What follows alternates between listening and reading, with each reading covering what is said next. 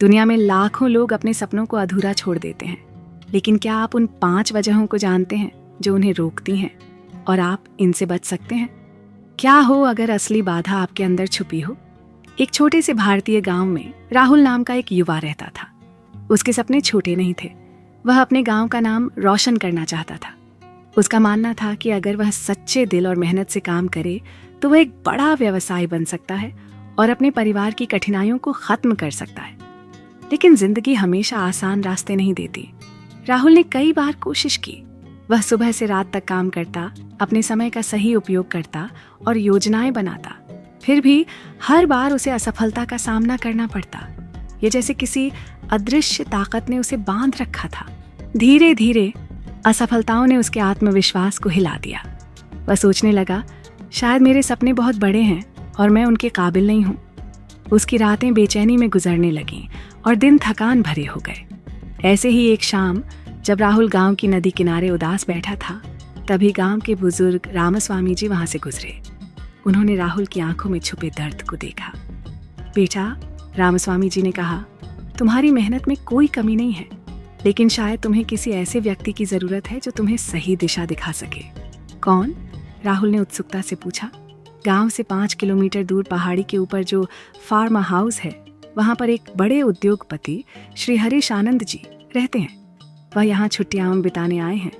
उन्होंने अपने जीवन में असफलताओं को हराकर बड़ा नाम कमाया है। वह अब न केवल अपने अनुभव साझा करते हैं, बल्कि लोगों की मदद भी करते हैं। शायद वह तुम्हें तुम्हारे सवालों का जवाब दे सके। अगले दिन सुबह राहुल ने फार्मा हाउस जाने का फैसला किया। सूरज अभी उगा ही था जब उसने यात्रा शुरू की। एक छोटा रास्ता गांव की पगडंडियों और ऊंची नीची पहाड़ियों से होकर जाता था। हर कदम के साथ राहुल के मन में उम्मीद बढ़ रही थी। शायद मुझे मेरे सवालों का जवाब मिल जाए, वह सोचता रहा। जब राहुल फार्मा हाउस पहुंचा तो उसने देखा कि हरीश आनंद जी अपने बगीचे में बैठे थे, पक्षियों की चहचहाहट सुनते हुए। उनका व्यक्तित्व शांत और प्रेरणादायक था। राहुल ने झुककर उनका अभिवादन किया और अपनी समस्या उनके सामने रख दी। हरीश आनंद जी ने ध्यान से राहुल की बातें सुनी। उनकी आंखों में एक गहरी समझ झलक रही थी। मुस्कुराते हुए उन्होंने कहा, राहुल, तुम्हारे सपने बड़े हैं और तुम में उन्हें पूरा करने की काबिलियत भी है, लेकिन तुम्हारी सफलता के रास्ते में 5 दुश्मन खड़े हैं। यही दुश्मन तुम्हें हर बार रोक देते हैं। अगर तुम इन्हें पहचान कर इनसे लड़ना सीख जाओ तो तुम्हें कोई नहीं रोक सकता। राहुल ने आश्चर्य से पूछा, 5 दुश्मन? वे कौन हैं? हरीश आनंद ने धीरे से कहा, पहले उन्हें पहचानो, फिर मैं तुम्हें उन्हें हराने का तरीका बताऊंगा।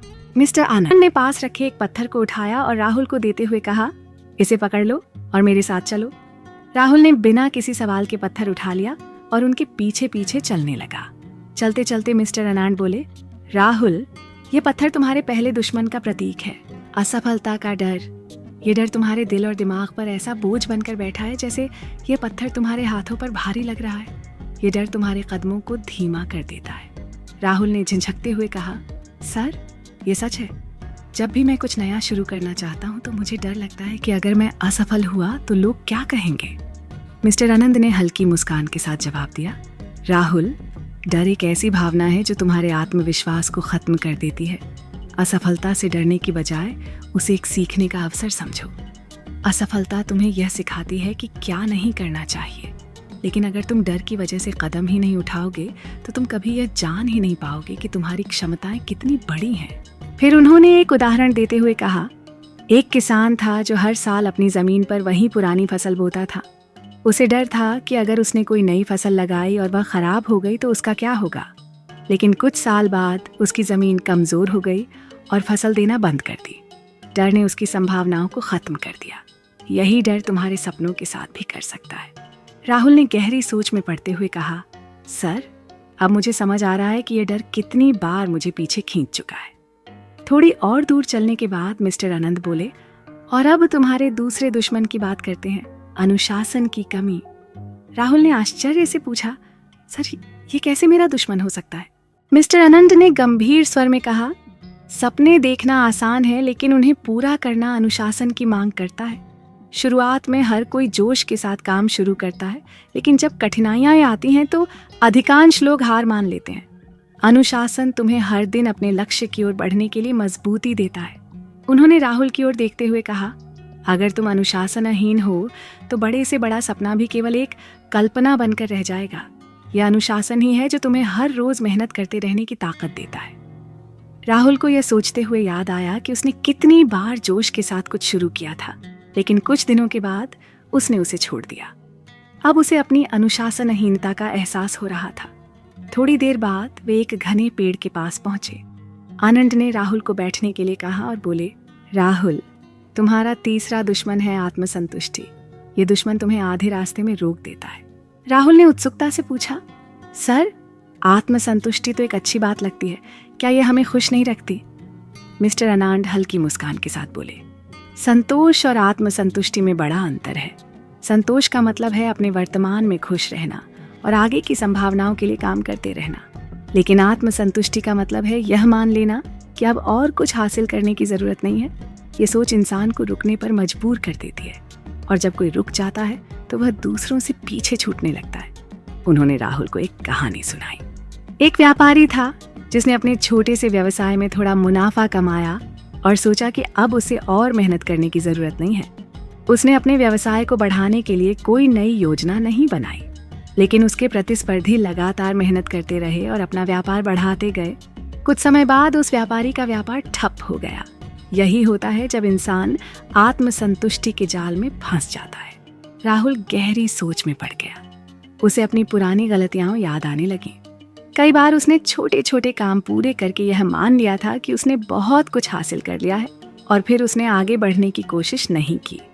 अब उसे समझ आया कि आत्मसंतुष्टि भी उसकी प्रगति में एक बड़ी बाधा थी।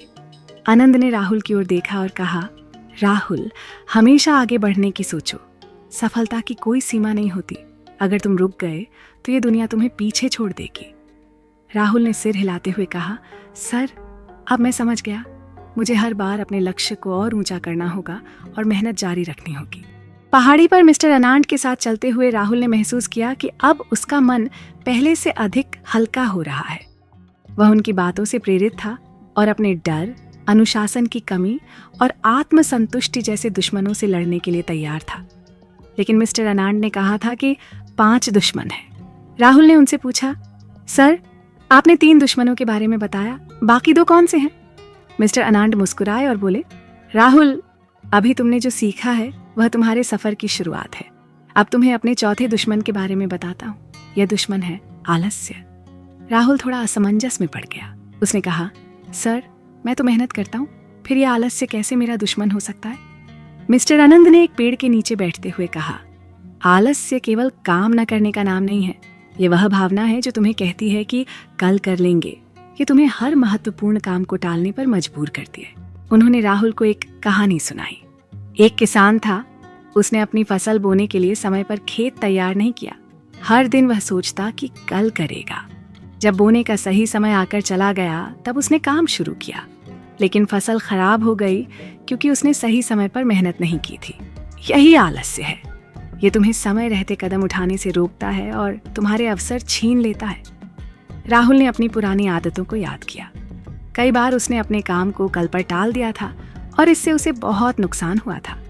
उसे एहसास हुआ कि आलस्य सच में उसका बड़ा दुश्मन था। उसने अनांड से कहा, सर, मैं वादा करता हूँ कि अब मैं अपने काम को कभी भी टालूंगा नहीं। मैं हर काम समय पर पूरा करने की कोशिश करूंगा। मिस्टर आनंद ने राहुल की दृढ़ता देखकर कहा, राहुल, समय पर काम करना तुम्हें दूसरों से आगे रखेगा। याद रखो, जो व्यक्ति समय की कद्र करता है, सफलता उसी के पास आती है। मिस्टर आनंद ने कहा, यह अच्छा है राहुल, लेकिन अभी तुम्हारा सबसे बड़ा दुश्मन बचा हुआ है। वह दुश्मन है नकारात्मक सोच। राहुल ने थोड़ा चौंकते हुए पूछा, सर, नकारात्मक सोच कैसे मेरी सफलता को रोक सकती है? मिस्टर आनंद ने कहा, राहुल, नकारात्मक सोच तुम्हारे मन में शक और असफलता का डर भर देती है। ये तुम्हें खुद पर विश्वास नहीं करने देती। जब भी तुम किसी काम की शुरुआत करते हो, ये सोचती है कि तुम सफल नहीं हो सकते। ये तुम्हारी ऊर्जा और आत्मविश्वास को खत्म कर देती है।